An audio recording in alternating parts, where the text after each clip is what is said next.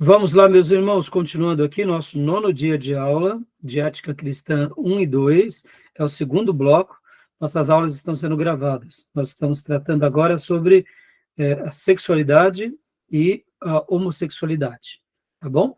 E aqui tínhamos acabado de ler uma introdução onde falava sobre dados estatísticos do IBGE. Eu hoje, inclusive, estive dando uma procurada no IBGE sobre esses números, mas nós sabemos que, de fato, há uma crescente, sim, sobre essa questão, tanto do casamento, quanto das paradas gays, quanto da defesa gay.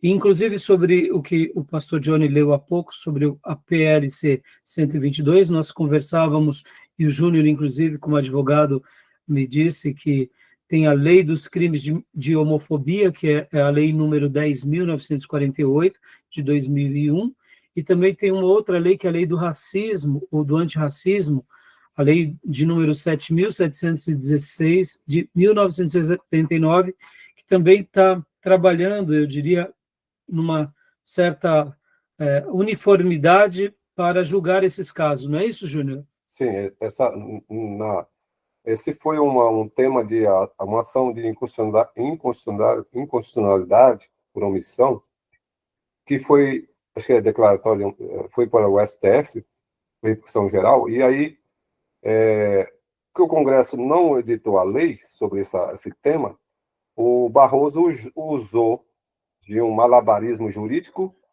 que ele era relator, e jogou o crime para o crime de injúria racial.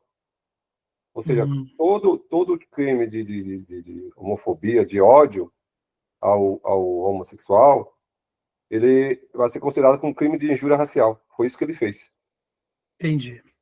Então, a gente sabe que existem essas pautas, essas leis, e, querendo ou não, nós sabemos também que há, sim, um preconceito muito grande e um desrespeito muito grande por parte de grupos que perseguem mesmo e até praticam violência contra essas pessoas. E nós não acreditamos que isso é uma coisa correta, pelo contrário, somos contra qualquer tipo de agressão a qualquer pessoa, indiferente do que ela faça, né? Mesmo não concordando, nós aprendemos a respeitar. Tá bom, meus irmãos, mas continuando aqui o material, porque o livro, texto do Geisler, no capítulo 16, na página 332, vai falar sobre a homossexualidade, e vai falar sobre os argumentos a favor da homossexualidade, no sentido não que ele endosse, mas ele vai estar discursando aqueles que defendem a homossexualidade. Depois ele vai para os argumentos contra, e agora, nesse slide aqui que nós estamos estudando, a gente vai continuar falando um pouco mais também sobre a sexualidade e a homossexualidade. Então, vamos continuar lendo ele, né? Gil, leia para nós, por gentileza, Gil, agora a próxima página do nosso slide, por favor. Leio sim. Sexo, natureza, cultura e revelação. Primeiro ponto, natureza. Possuímos um instinto básico sexual. É por essa razão que existimos e sobrevivemos. O desejo sexual não é legal ou ilegal. Não é moral nem imoral. Apenas existe. Dá uma pausa, Gil. Como eu tinha dito para vocês, né? Ele é vital. Há um instinto básico. Diferente dos animais que são conduzidos pelo seu instinto puro e simples, o que nos separa deles é a nossa racionalidade. A nossa racionalidade e a nossa vontade. Já os animais, eles são conduzidos pelo instinto, simplesmente pelo instinto. Nós não, podemos domar os nossos instintos, limitar os nossos instintos. Então, o desejo sexual não é legal ou ilegal. Há aqueles que podem ter um desejo mais intenso e outros menos intenso. É muito curioso que na vida conjugal e na experiência do pastorado, nós notamos que existem casais que são diferentes. Enquanto um tem uma inclinação maior, outro tem uma inclinação menor. Mas aí onde entra uma conversa e uma combinação entre ambos se satisfazerem, né, sobre essa questão. Existem também aquelas exceções, como a gente vai ver, de pessoas que escolhem viver o celibato, né, por opção. E agora, por isso que o autor, né, coloca esse princípio da natureza. Pode ler para nós o segundo ponto, de cultura? Cultura. Somos seres sociais. Por isso, o exercício da sexualidade necessita de interação com o outro ser. Vivemos a sexualidade nos limites da cultura. E é aqui que implica muitas distorções sobre esse pano de fundo. Porque aqui, quando se estabelece a questão da cultura, das práticas, das inclinações, das defesas, vamos assim dizer, dos apoios diretos ou indiretos, e aqui que é onde entra a grande complexidade. E o último ponto, revelação. Revelação. Como cristãos, seguimos a palavra de Deus como regra de fé e prática. A Bíblia nos revela que somos pecadores, portanto, necessitamos de uma baliza mais segura que a cultura.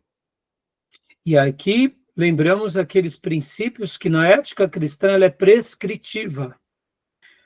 Nós não seguimos o padrão estabelecido pelas nossas igrejas diante da cultura e criamos as nossas normas. Não.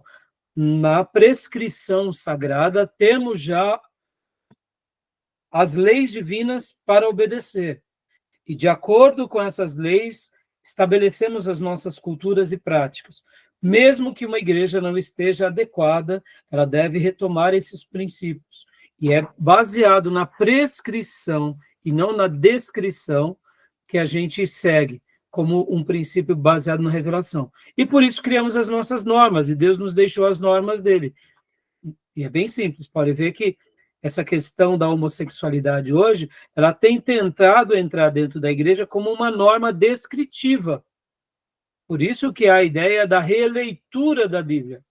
Mas Paulo, ao escrever em Romanos 1, e a escrever a igreja dos romanos, ele poderia muito bem validar aquela prática, aquela igreja, porque fazia parte do seu pano de fundo cultural. Mas já que Paulo, e juntamente com todos os apóstolos e cristãos, acreditavam que nós seguimos uma ética cristã que é prescritiva, e ele sendo um judeu e conhecendo todo o Velho Testamento, e agora ele também sendo um canal da revelação do Novo Testamento, sabia que isso ia contra a vontade de Deus. Tanto é que Romanos 1 é uma declaração por revelação divina, por meio do apóstolo Paulo, condenando essa prática, né? Então, tudo bem até aí, irmãos? Algum comentário, alguma pergunta, alguma dúvida?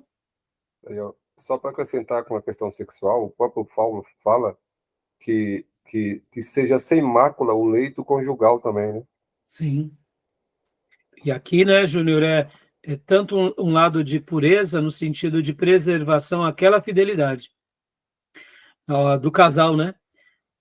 Pode ver que aqui, mesmo que seja né, o homem com mulheres, não corresponde, porque é com a sua mulher. E poderia ser uma relação também, como nós falamos, né, monogâmica, no sentido de não heterossexual, né, no sentido do sexo oposto, com outros, né, mas não, é com o seu, né, dando essa ideia de pureza entre o seu, né. Obrigado, viu, Júnior? Pode ler para nós, Júnior, o propósito da sexualidade, por favor. Proposta da sexualidade. Procriação. Sede fecundos, crescei e multiplicai-vos. Gênesis 1, 28. Unidade. E ambos tornarão uma só carne. Gênesis 2, 23 e 24. Prazer, todo o livro de Cantares de Salomão. Ou seja, é tanto para a procriação, como nós falamos há pouco no primeiro módulo, quanto também por um gesto de unidade e também, como nós mencionamos, a questão do prazer, como um desfrutar daquilo que é bom. Essa ideia de que por sermos cristãos não temos alegria, não sabemos satisfazer com nada, não temos contentamento, é totalmente uma ideia errada. O prazer, a alegria, o contentamento faz parte da nossa vida. O que não faz parte da nossa vida são aqueles prazeres errados, né? Essa questão da unidade também, irmãos, é muito interessante, né? O que é ser uma só carne? Ser uma só carne é esse momento de intimidade, em que dois corpos trocam seus fluidos, e porque muitas doenças venéreas é passada principalmente no ato sexual, porque o ato sexual, sobretudo também, é uma troca de aliança. No momento da sexualidade, né, das penetrações, etc. e tal, há trocas de fluidos sanguíneos entre os dois. Por isso que muitas vezes a gente acaba, quando contrai, né, alguma doença venérea, por meio da sexualidade, não necessariamente por meio do beijo. Porque, de fato, remete àquela ideia de que são poucas as nossos momentos que, na experiência de vida humana, que temos essa troca de fluidos sanguíneos, e na intimidade sexual acontece isso, por isso que se torna uma só carne. Mas percebam, irmãos, que é uma coisa tão íntima e tão poderosa que poderíamos dizer que também é uma aliança da alma e uma aliança de dimensão espiritual. Também. Por isso que quebrar o vínculo ou a fidelidade é como macular, colocando um novo sangue aonde uma das partes jamais compactuaria. É por isso que na quebra da fidelidade há uma agressão àquela aliança, que outrora foi afirmada diante de Deus, dizendo que seriam fiéis até que a morte os separasse. Então percebam como isso é grande, como isso é lindo e como isso deve ser honrado, né? E a gente sabe, irmãos, como eu disse no meu bloco anterior, nós falamos muito sobre sexo de forma errada, no sentido vulgar, né? Por isso que esse tema da sexualidade, ele se tornou um tema tão saturado, tão vil, né? Porque, percebam, se o sexo de fato gerasse o contentamento na vida das pessoas, elas seriam satisfeitas, e a gente sabe que não é. Há uma saturação do sexo vil e há uma infelicidade, mesmo assim buscado e praticado por muitos, né? Tá bom? Continuando aqui, né? Maísa, leia para nós o próximo diálogo. Querem fazer algum comentário sobre esse propósito da sexualidade, irmãos? Não, tranquilo. Então, Maísa, leia para nós distorções da sexualidade, por gentileza. Sim, pastor.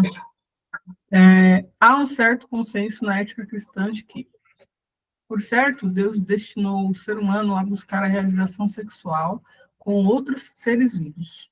A necrofilia, ou atração sexual por cadáveres, segue esse padrão. Ou seja, né, é apenas com seres vivos, jamais com seres mortos. Por isso que a necrofilia, ela não é algo que faça parte da nossa vida. E percebam, irmãos, quando a gente entra dentro dessa questão da sexualidade, eu sei que a gente tem que tomar um certo cuidado, porque é aquilo que eu falei no módulo anterior. Uma pessoa que ela é viciada no sexo errado, assim como o sexo ele vicia, e qualquer parte do sexo ele vicia, a pessoa ela tem que tomar muito cuidado, porque mesmo depois de convertido, se ela teve experiências muito fortes nessa questão, a gente tem que respeitar, porque assim como um vício tem esse fator de gerar em nós a dependência, peca ali o nosso sistema límbico, mexe na nossa química. O sexo, ele atua de uma forma também nessa emotividade, nesse lado lúdico, nesse lado prazeroso, mesmo que seja uma necrofilia para aqueles que praticaram. Como pode alguém ter prazer por isso? Mas é aí onde entra aquilo que a gente entende como práticas no erro que vão criando vícios na pessoa, e quando vai ver, a pessoa está presa àquilo.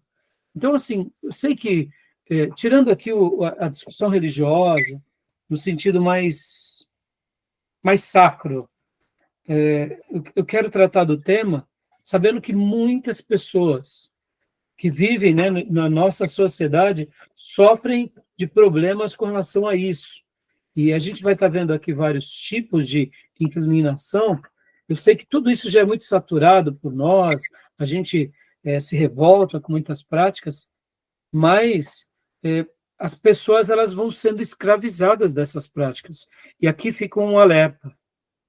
Em todo erro, seja ele num vício químico, seja ele numa inclinação por um pecado por causa de um temperamento descontrolado, ou seja mesmo por um prazer errado, vocês nunca podem se esquecer que há uma guerra espiritual. Ou seja, os demônios, eles trabalham e investem pesado para que essas pessoas que praticam essas coisas se tornem viciadas. Então, quando você, por exemplo, na sua experiência de ministério, for ajudar alguém que teve um vício na sexualidade, não veja essa pessoa como sabe, um ser extraterreno. Trate dessa pessoa como um ser humano que foi surrado, que foi pisoteado. Vamos pegar um exemplo aqui, irmãos. Uma criança que se enveredou para a prática da promiscuidade, e ali ela começou porque ela foi agredida, mas depois ela viu que ela podia ganhar dinheiro fácil. Hoje ela já é uma adolescente, uma jovem, e hoje ela faz isso, e além de fazer isso, ela tem um certo prazer. Ela curte isso, ora pelo valor, e ora porque ela se ajustou. E quando a gente vai tratar de uma pessoa assim, num primeiro momento, por sermos religiosos, a gente tem um impulso de condenação. Mas a gente tem que compreender, irmãos, que, diante de tudo, isso são práticas que uma pessoa pode sim se viciar, pode sim ter prazeres, pode sim ter lembranças e até ter saudades agora daquela velha vida, entendeu? Então, assim, tentem lembrar que há uma guerra espiritual imensa nessa questão, tá? Por que eu estou falando tudo isso? Porque é muito forte para nós essa ideia da necrofilia, né? Há outra coisa aqui também que é muito forte, é a zoofilia. Leia para nós aí, o segundo ponto, que é o B. Deus destinou o ser humano à realização sexual com outro ser da mesma espécie. A zoofilia, ou atração sexual por irracionais, fere este padrão. Mais uma outra coisa, mas vocês vão conviver com muitas histórias, e principalmente povos antigos, da roça, que pessoas praticam isso com muita naturalidade, mas não é para ser natural, né? Então, a gente tem que ter aquele ímpeto do zelo, de cuidar da pessoa, ter a firmeza de mostrar para a pessoa que é um erro, mas, ao mesmo tempo, ter a compaixão da pessoa para poder falar, meu Deus, que vida, como a pessoa pode praticar zoofilia, entendeu? Quantos são os jovens que, nos interiores, no campo, por uma questão de preconceitos ou por uma questão de outros amigos, praticam e acabam se enfiando em coisas erradas, ou até mesmo, irmãos, como a gente viu aqui em religiões comparadas, algumas práticas por causa da religião, por exemplo, do hindu, que ele se casa com certos animais. Logo, passa a ter uma vida normal, como se fosse algo normal. Então, a gente não tem que olhar isso tudo com hostilidade, mas tem que ter aquele viés da compaixão, ao mesmo tempo, e da firmeza, para combater o pecado sem destruir o pecador, tá bom? Uma aberração isso aí, né? É uma aberração, né, Júnior?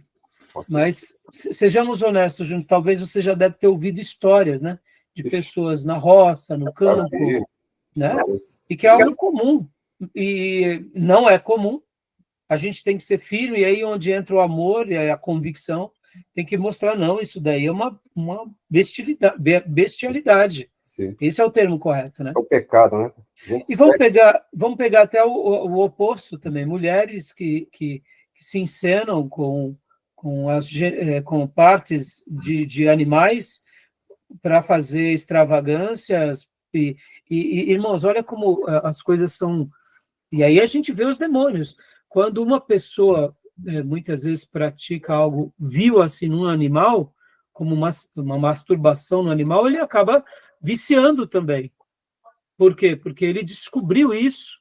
Então é uma coisa estranha, e de fato é, mas a gente tem que ser muito forte contra essas coisas e muito convicto que Deus destinou a sexualidade a seres humanos, jamais ao contrário, tá bom? Então, e você, Júlio, Maísa, por gentileza? Deus destinou o ser humano à realização com o sexo oposto. O homossexualismo ou atração pelo mesmo sexo fere esse padrão. E aqui, deixa eu fazer até um comentário, lembrando que hoje eu publiquei para vocês um vídeo, que inclusive está aqui, né? Eu até passei para vocês, eu não vou abrir, mas no site lá do STBnet, nós tivemos a alegria e a honra do quê? De participar de uma palestra com o pastor Silas Moloshenko. Ele é pastor e psicólogo. Deixa eu mais uma vez compartilhar aqui com vocês, né? Quem não viu a publicação que eu fiz hoje lá no grupo, é essa daqui. Eu mostrei para vocês. Opa, peraí. Aqui, ó. Eu passei lá no grupo, tá, irmãos? Depois assistam, fica como algo complementar, tá, para vocês. Ó, identidade cristã. Olha que interessante. Foi feito lá no STBnet, Identidade Cristã. 1 hora e 48 minutos. Pastor, professor Silas Moloshenko. Ele é psicólogo e ele é pastor. Ele foi pastor da Igreja Batista de Perdizes, onde fica lá a Teológica de Perdizes. E ele atende também. E essa aula foi muito boa, fica como uma recomendação aqui, porque ele vai falar de identidade cristã, mas depois, na aula, ele vai abrir também a questão da prática da homossexualidade. E por que eu estou falando isso para vocês agora? Porque ele vai mostrar, irmãos, que, por exemplo, existem pessoas que foram escravizadas da homossexualidade e que elas agora estão convertidas, mas que elas vivem uma luta constante com isso. E talvez, inclusive ele, como especialista e como pastor e como profissional da saúde mental, ele vai falar o seguinte, ele falou para nós lá, tanto nesses dias eu estava dando aula lá no STBnet, na classe, isso foi num culto, né? Numa aula, num café teológico que nós chamávamos, que seria uma palestra para todos, né, professores e alunos, mostrando o seguinte, que aqueles que se convertem, que saíram da homossexualidade, não necessariamente eles vão apagar esses impulsos da sua vida. Por quê? Porque eles eram viciados naquilo. Então, agora, eles são casados, eles têm uma família, eles não querem voltar para aquela prática, mas, em alguns casos, algumas pessoas lutam até o seu último dia com esses ímpetos, com esses impulsos. E ali nessa palestra ele vai dar algumas ideias muito interessantes, por isso que eu deixei como recomendação, mostrando o seguinte, lute, batalhe, e também você como pastor, ou seminarista, ou como conselheiro, não veja isso como uma coisa fora da realidade. Porque, como nós já trabalhamos em psicologia pastoral, irmãos, daquilo pelo qual nos viciamos no passado, nós pertencemos ainda ao grupo de risco. Ou seja, é possível que uma pessoa que saiu dos vícios de dependência química, seja bebida, seja maconha ou cocaína, sinta o desejo depois de muitos anos. Mas é nessa hora que ele tem que ser firme, buscar o seu pastor e líder, orar. Para quê? Para não dar lugar a essa carne, a essa motivação. Isso vale para tudo, irmãos. Mesmo quem nunca foi homossexual, mas, por exemplo, uma pessoa que teve a infelicidade de ter tido no casamento a quebra da fidelidade. Vamos imaginar um caso, uma pessoa que é casada, que vive junto e está ali 5 anos casado, mas durante os 5 anos, sempre nas crises, tem uma relação extraconjugal com alguém. De repente ele se converte, mas aí não, o fato dele ter se convertido não significa que ele não vai ter mais crise conjugal. Então quer dizer que agora, que nas crises conjugais depois da conversão, ele vai ser tentado também à quebra. Isso não quer dizer que a tentação já é um pecado em si. Então, estou fazendo esse comentário aqui para abrir esse leque, para que a gente possa... Eu sei que a aula aqui não é psicologia pastoral, mas é para que a gente possa ter um viés de menos julgamento nessa hora, tá bom? A pauta aqui é ética cristã, então eu só quis abrir esse leque para que a gente não veja essas pessoas que fazem parte de certos grupos de risco, que elas, só por estarem sendo tentadas, que elas já voltaram àquela prática, né? A tentação não é um pecado em si. Tá bom, meus irmãos? Tudo bem até aí? Ok. Algum comentário? Aí eu discordo um pouco, porque eu acredito assim, uma pessoa que Deus alcançou estritamente naquele pecado dela, se ela nasceu de novo, aquilo nunca mais vai incomodar. Eu penso assim. Sim, sim. Se ela teve um tratamento dos homens terapêutico, ela voltará a ficar ali tentada por aquilo. Agora, se Deus libertou, aquilo não aparece mais. Então, Júnior, e eu entendo você, e por que eu fiz essa citação? Porque durante muitos anos, Júnior, de fato, eu pensei assim. Por outro lado, na experiência do ministério, e principalmente convivendo com pessoas que foram usuários de drogas, eu notei pela experiência, tá? Pessoas que já estavam há 20 anos dando frutos, eles foram libertos da maconha, foram libertos do crack, foram libertos. Alguns, não são todos, por isso que eu abri o leque aqui, só como um comentário, disseram assim, não, de vez em quando me vem ainda a vontade de fumar um baseado. E só que eu luto, mortifico a carne, busco a Deus, e passam-se mais meses e anos até voltar de novo. Então, eu não estou querendo entrar no julgamento, mas eu entendo suas palavras e compreendo você. Como o assunto é um assunto que tem muito preconceito, mesmo dentro da igreja, se a gente chegar para uma pessoa que teve a quebra da fidelidade, que praticou muito adultério, e essa pessoa, depois de 10 anos já de fidelidade, chegar e se abrir para um pastor, e por isso que a gente está aqui, eu estou treinando vocês como obreiros, futuros professores, futuros líderes, estou passando algumas experiências, e eu quero acreditar que, ao longo das experiências de vocês, vocês vão sedimentar algumas opiniões, outras vocês vão abrir para novas possibilidades. Não estou falando aqui que a gente vai consentir com o pecado, não é isso. Estou falando aqui sobre alguns casos específicos. E eu fiquei surpreso, e eu dei a direito de dúvida ao pastor, professor Silas Moloshenko, porque ele é especialista, ele é um pastor e um psicólogo, ele é um pastor e um terapeuta. Ele contou várias histórias muito interessantes, e ali eu baixei um pouco a minha guarda, entendeu, Júnior? Estou passando aqui para vocês. Por isso que eu passei esse vídeo para que vocês possam assistir. Acho que vale a pena, tá bom? Eu acho que vai ser bem enriquecedor. Mas, como eu disse, Júnior, são opiniões, né? E eu, particularmente, Deus me libertou de alguns vícios e eu louvo a Deus por essa libertação e não quero mais nem brincar com aqueles vícios. Já fazem 30 anos. Desculpa, eu me converti aos 17 anos. Estou com 53. Fazem 35 anos. Vai fazer setembro. Não, fez 36 anos de conversão. Então, quer dizer, eu louvo a Deus, eu prometi para Deus que eu não ia mais pôr nicotina na minha boca, nenhum tipo de trago, de nada, porque eu era um viciado no cigarro, e entre outros pecados que eu praticava, que eu era viciado, e eu procuro fugir que nem o diabo foge da cruz, de qualquer situação. Mas, assim, graças a Deus eu não tenho vontade.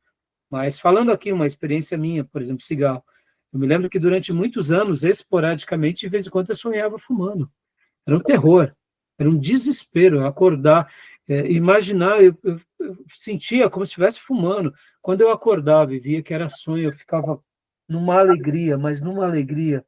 Porque nos sonhos, muitas vezes, eu mesmo falava, poxa vida, eu sou um servo de Deus, estou fumando. E ainda dialogava com as pessoas, sabe? Ou seja, o sonho é muito real. Por que eu fumava no sonho? Sei lá por quê. Ou talvez eu passei num ambiente, tinha cigarro, e ali cheirei, não percebi, à noite...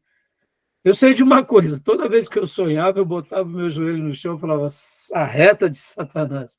Nunca mais quero brincar com isso, né? Então, contando uma história pequena, mas poderia ser um baseado, poderia ser uma cocaína, né? Uma droga, um outro tipo de droga, porque isso afeta o nosso sistema límbico, a nossa emotividade. Todo vício afeta. Por isso que a gente tem um certo prazer. A gente sabe que não é um prazer pleno, ele é incompleto, mas é a própria quebra da fidelidade no casamento, ou o sexo antes do casamento, gera prazer. E é por essa razão que muitos fazem, né? Mesmo sabendo que está errado, mas eles não controlam o impulso. Quantas são as pessoas que temem a Deus e não se controlam? Aí é onde entra o princípio da mortificação da carne. Ou como eu preguei domingo, né? Da morte do eu, né? Domingo eu falei sobre ser crucificado. E a pergunta que foi o título da minha mensagem é: morri mesmo? Será que eu morri? Né? E é muito curioso que a gente morre em algumas áreas da vida, em outras não. A gente é crucificado em algumas áreas, em outras não. E o cristão tem que ser crucificado em todas as áreas, né? Tá bom? Mas vamos lá. Então, Júnior, lê para nós agora Distorções da Sexualidade, o D, por gentileza. Ok. D. Deus destinou o ser humano a se realizar sexualmente por livre manifestação de vontade. O estupro ou relações sexuais à força fere esse padrão. Isso a gente não tem nem dúvida, né, meus irmãos? Claro. E aqui, inclusive, fica uma coisa curiosa no casamento, viu, irmãos? É o consentimento. Nunca é a coação, até no casamento. E tem entendimento jurisprudencial do direito penal que considera crime, viu? O marido, Né? por relação não desejada pela mulher. E aqui a gente tem que saber que se o sexo é um presente de Deus, a gente tem que fazer com harmonia. Né? Leia para nós, Júnior Uruê, por gentileza. E Deus destinou o ser humano à realização sexual por amor. A prostituição ou a relação sexual mediante remuneração ou recompensa fere esse padrão. E a gente não tem dúvida sobre essa questão, né? Claro. De ser uma prática errada. O F. Deus destinou o ser humano a relacionamentos estáveis, que cresce e se aprofunda. A fornicação e o adultério, ou relacionamentos sexuais efêmeros e sucessivos, fere esse padrão. Que passam logo, né? Sem muito sentido. Ao efêmero dessa ideia de ser algo passageiro. Né? Então, para nós termos uma noção de como a nossa sociedade ela legitima o erro, hoje tem até juridicamente, né, Júnior, a prostituição como trabalho, né, as profissionais do sexo. Percebam, numa cultura onde os valores éticos e morais vão sendo deturpados, vão sendo legalizadas práticas totalmente erradas, né? É uma pena. E a questão da fornicação aqui, né, irmãos, como a gente viu, e o adultério. Lembrando que a fornicação é o sexo antes do casamento. Irmãos, aqui a gente tem que saber conviver com isso também. A gente nunca pode impor, né? Se um jovem da igreja quer viver assim, a gente não pode apenas deixar com que ele trabalhe na igreja, ou que ele desenvolva ministério, a gente tem que disciplinar, mas a gente não pode agir por ninguém. A gente não pode coagir a pessoa. E aqui fica a A gente não tem esse controle, né, irmãos? Nós ensinamos o que é correto. Né? Isso vale para a família também. Muitas vezes a gente, porque somos cristãos, queremos impor aos nossos filhos, aos nossos netos, de uma forma como que se fosse a blasfêmia contra o Espírito Santo. Eles são livres, são seres livres. A gente ensina o que é correto e eles escolhem. É claro que nós não concordaremos, né? Tá bom? Porque esses padrões ferem, né? Aquilo que Deus deixou para nós, tá bom? O domínio próprio, né? O domínio próprio, pode ler para nós, pastor Johnny, por gentileza, aqui? G, por favor. Opa. Sem dúvida. Deus destinou ao ser humano relacionamentos na amplitude da espécie. O incesto ou relacionamento sexual com parentes próximos fere esse padrão. Lembrando que antes do dilúvio era algo comum, depois do dilúvio passou a ser algo que até prejudica a própria família, né? Esses dias atrás eu fiz uma celebração de casamento em um lar, um irmão e uma irmã, a irmã Daniela e o irmão, seu marido, o Edmar. Depois de muitos anos, eles regularizaram a vida deles. A Daniela é uma senhora, né, uma jovem senhora, que foi para a nossa igreja tem pelo menos uns 5 anos atrás, e ela um dia chegou para mim e falou, pastor, eu queria tomar ceia. Eu perguntei, mas a irmã batizada? Ela falou, não, eu quero me batizar. Eu falei, muito bem. E aí, ali naqueles diálogos, né, depois que ela já estava ali conosco um tempo, eu falei, mas a irmã é casada? Ela falou, não. Eu falei, poxa, irmã, então vamos regularizar a sua vida?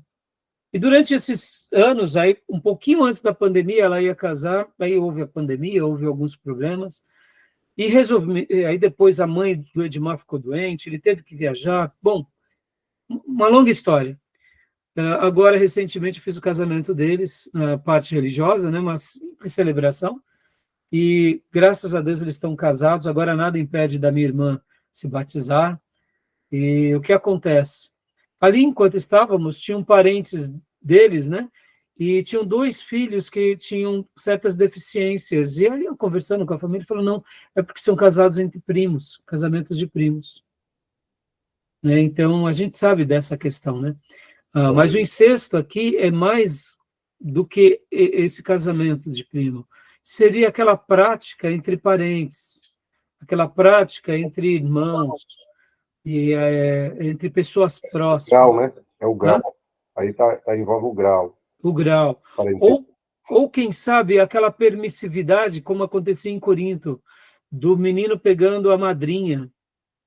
Sabe, Júnior, muitas vezes numa sociedade pervertida, aonde o pai, que já é um ancião, casa com uma mais nova, mas ali tem um filho que também, o mesmo dilema de um dos filhos de Jacó. Lembram? Que houve o incesto, né? Entre parentes. Então, não é um relacionamento que Deus se agrada, tá bom? Pastor Johnny, leia para nós o H. Deus concebeu a atividade sexual como um ato de comunicação interpessoal. A masturbação ou a autorrealização sexual solitária, quando opção permanente de um egoísmo sexual, fere esse padrão. E aqui, meus irmãos, deixa eu até falar uma coisa bem interessante. Eu estava numa palestra de casais e nessa palestra separamos os homens e as mulheres e eu entrei nesse assunto com os maridos. E fiquei surpreso, certa ocasião, quando eu vi que muitos casais, muitos homens, depois de casado, têm essa prática. E eu cheguei nos irmãos e falei, pelo amor de Deus, meus irmãos, isso daí é errado. Que é um ato solitário e egoísta, e até vai quebrando o vínculo da intimidade do casal. Isso é um pecado, que deve ser bem combatido, porque o ato da masturbação também vicia, né? Também vicia. E é algo que a gente precisa tomar cuidado, não só com a nossa juventude, mas, inclusive, com pessoas também já casadas, né? Porque é uma situação solitária também, né? E complexa também. Tá bom? Fica uma dica aqui para os irmãos, tá bom? O I, pode ler para nós, irmão Pastor Johnny? Tenho sim. Deus deixou ao ser humano a incumbência e a capacidade de reprodução da espécie. Ele é a fonte da vida e condena a morte.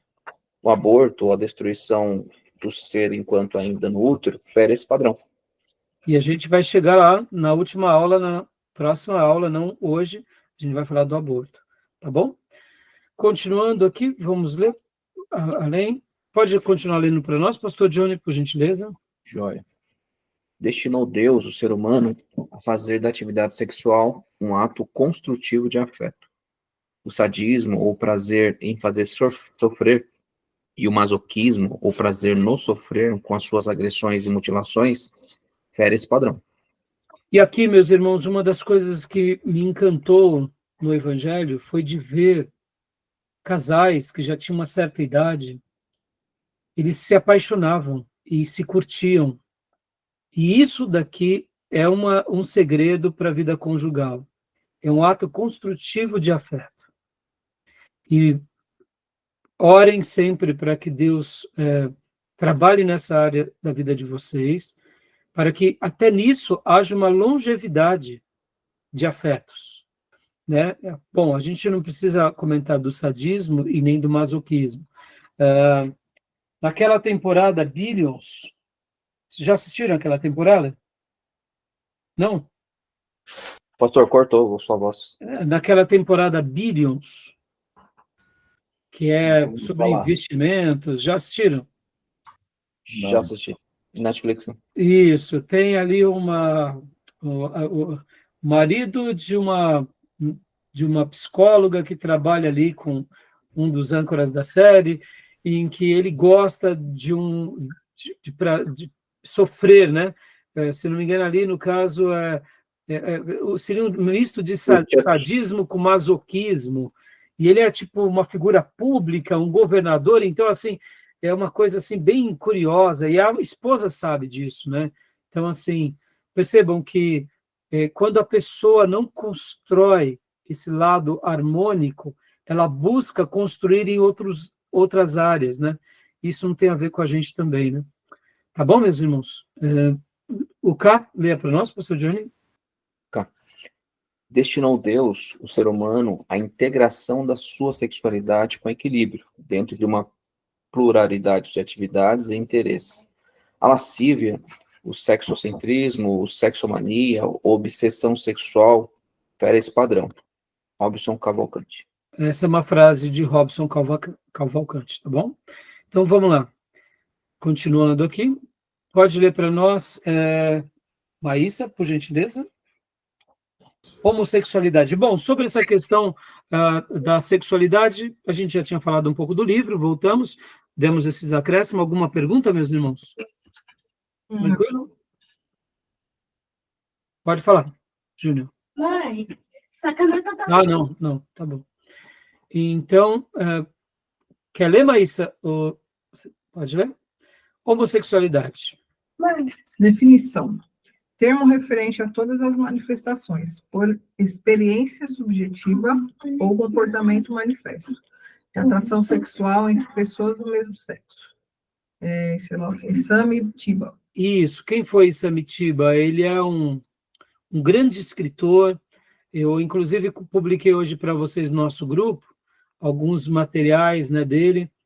Samitiba, ele é escritor, se não me engano, é psicanalista, ou psiquiatra. Infelizmente, ele já faleceu, mas ele tem obras muito interessantes.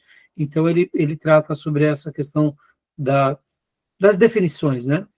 E agora, pode ler para nós também, Maísa, por gentileza? Esse conceito pode envolver uma gama de sentimentos e acontecimentos interiores chamados de orientação. Ronaldo Pamplona descreve como os 11 sexos. Jóia. E enquanto eu fazia a minha lição de casa aqui para tratar desse tema com vocês, tanto no nosso livro-texto, eu fui atrás do material do Ronaldo Pamplona. Então, eu, inclusive, já até compartilhei com vocês, e até quero abrir alguma coisa, abrir agora para a gente ler um pouco junto, parte do material, e, inclusive, deixa eu até relembrar aqui onde foi que eu tinha pego, aqui. Depois vocês abram, quem ainda não está cadastrado, se cadastra lá na academia.edu,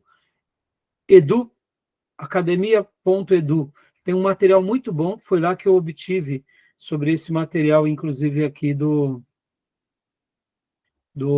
Ronaldo, né? É Ronaldo Pamplona da Costa, tá bom? Olha só que interessante, não vai dar tempo da gente ver esse material, mas aqui, olha só, ele trata do assunto dos 11 sexos. Ou seja, perceba o quanto a nossa sociedade já está tratando sobre essas questões, né? E olha só, o artigo e o livro dele é esse daqui. Eu vou compartilhar aqui com vocês, tá? Ó. No entanto, eu só quero mostrar isso daqui. Ele vai fazer aqui toda a defesa, né, da obra dele, etc. e tal. Vai mostrar, né, a sua obra, mas eu vou para a parte final, porque ele trata, logo aqui no início, olha só que interessante, irmãos. Deixa eu pegar aqui essa parte, sobre essa questão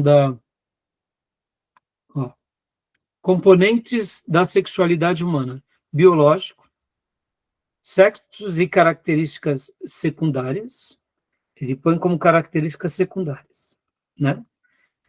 Tem a questão cromossômico, gonadal, genital interno, genital externo. Temos aqui a questão psicológica, identidade sexual. Aí vem também, aqui a identidade genital, identidade de gênero, orientação afetivo-sexual. E a questão social, papéis sociais do gênero, papel afetivo-sexual. Pode ver que essa questão dessa interseção aqui, que gera toda essa complexidade, né? Que eles vão falar que são os componentes da sexualidade humana. Para nós, isso é tudo muito bem resolvido. A gente não tem muitas dúvidas, ou nenhuma dúvida sobre essa questão. Mas na discussão social contemporânea, vai haver, sim, uma discussão bem grande sobre essa pauta. Então, agora, quando ele vai falar sobre essa questão, né, dos, como ele mesmo chama, né, 11 sexos, olha só, deixa eu pôr aqui. Em cada capítulo ele vai estar fazendo uma defesa, e no final ele vai vir com as suas escalas, ó. Escala do sexo biológico, aí vem a definição do fenótipo. Aí ele descreve aqui, pode ver que vai do A ao E, é um macho com características sexuais, secundários de fêmea, aí vem intersexo, os hermafroditos, fêmea, com características sexuais secundárias de macho, e a fêmea. E dentro dessa construção, ele vai fazendo toda a sua tese, e aí ele chega aqui na conclusão. E é isso que eu queria mostrar agora aqui para vocês, só como um desfecho. Se você quiser saber mais sobre isso, fica aqui essa obra dele como uma indicação para que você estude mais sobre isso, né? Olha só. Aqui é a visão da sexualidade humana através das escalas propostas. Então, ele vai de 1 a 6. Só que aqui é entre o macho e a fêmea, entendeu? Então, ele vai fazendo uma correspondência, ó, escala do sexo biológico. Vou aumentar aqui, só para vocês tentarem visualizar, tá? Olha só.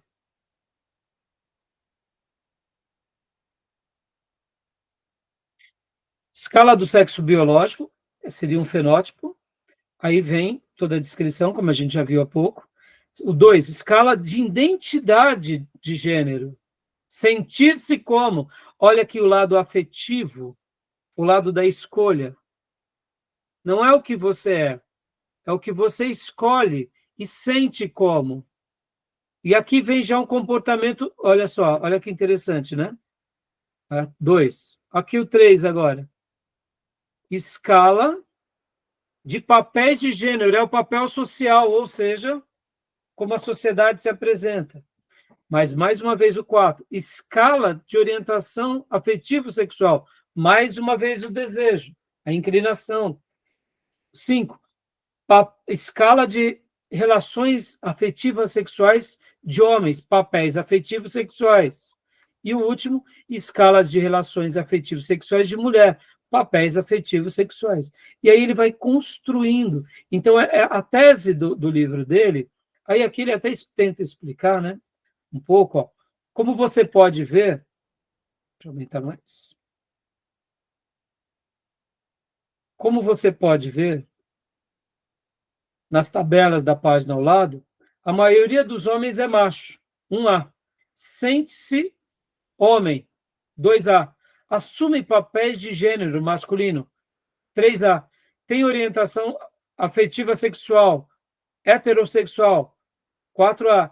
E se relaciona em nível de afeto ou de sexo com uma mulher, 5A. Da mesma forma, a maioria das mulheres é fêmea, 1E, sente-se mulher, 2E, assume papéis de gênero feminino, tem orientação, tal. E aí ele, né, aí onde ele vem e constrói. E essa teoria, que a gente acabou de ler aqui, dos 11 sexos, é explicada nessa obra, tá bom? Não dá tempo da gente estudar isso, não é a proposta, mas fica aqui, caso você queira aprender sobre isso, seria essa obra. Tá bom, meus irmãos? Tudo bem? Tranquilo? Ajudou? Ou só atrapalhou? Né? Ou só dificultou? Mas é importante eu dar as fontes, né? Porque assim como a gente deu a fonte do Isamitiba acima, esse conceito pode envolver uma gama de sentimentos e acontecimentos. Lembra que há pouco eu falei sobre a questão dos animais? O que nós separamos deles é porque eles, na realidade, são conduzidos pelo seu instinto. O animal é um ser irracional. Nós, seres humanos, temos a razão e os sentimentos. O grande problema não está na razão, está nos sentimentos, ou de quando nós ajustamos os nossos sentimentos para tentar vislumbrar novos tipos de coisas. É aí onde entra esse engodo, esse sofisma tão discursado nos nossos dias. Tá bom? Beleza, meus irmãos? Vamos aqui ler só mais um slide para a gente terminar. Aliás, vamos dar uma pausa, já deu horário, né? E a gente retoma o assunto logo a seguir, tá bom? Alguma dúvida? Alguma fala? Não, tranquilo. Tranquilo? Então, eu vou dar uma pausa, porque já deu horário, tá, meus irmãos? Para a gente reabrir o último bloco, tá bom? Ok. Vou parar.